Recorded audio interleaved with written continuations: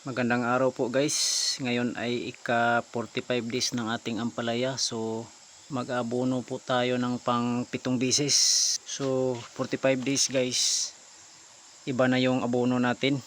Yung abono natin na gamitin ay hindi na yung complete at saka 1846. Putas na at saka nitrabor. Calcium nitrate guys na nitrabor. 1:1 po yung ratio natin sa nitrabor at saka sa putas guys, kasi yung ampalaya natin ay marami ng bunga, so kailangan na siyang kailangan na ng pampabunga, no?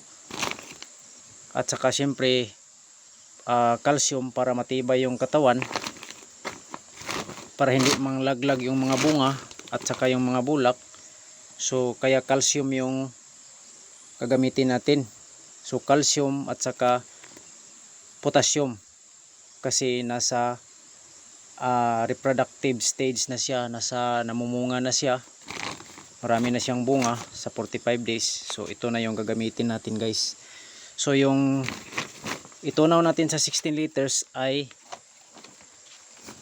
5.5 lata ng sardinas ito guys. So 5.5 sa 16 liters.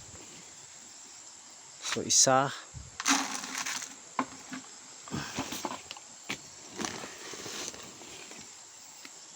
dalawa,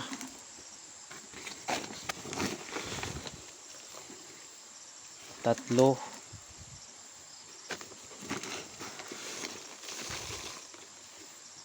apat,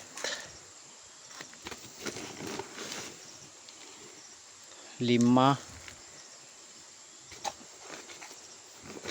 saka kalahati.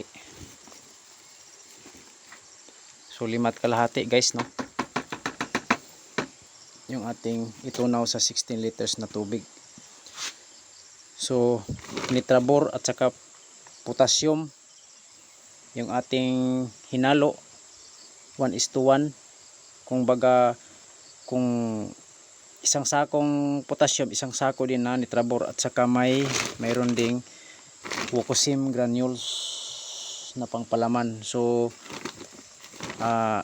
nasa sa inyo na yun guys kung haluan nyo ng wukosim, pero sa akin ito yung nasubukan ko, kaya gumamit ako ng wukosim. So lagyan lang natin ng tubig guys yung ating abono.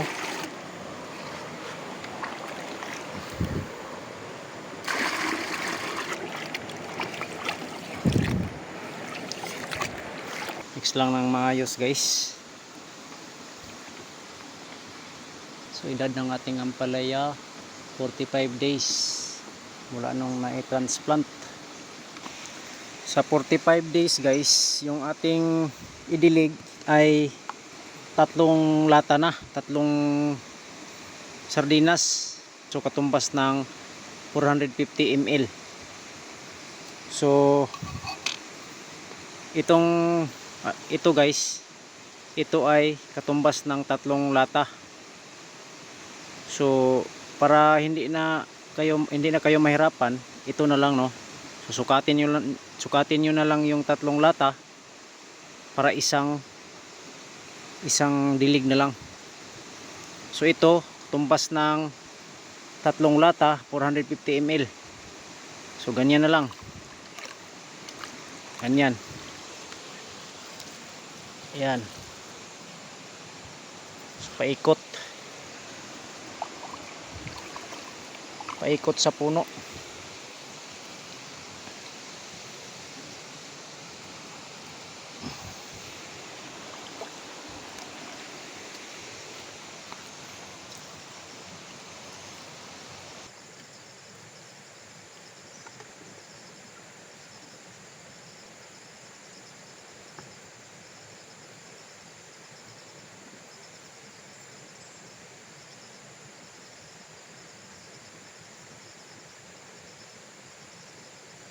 So yan na yung itsura ng ating ampalaya guys, marami ng bunga.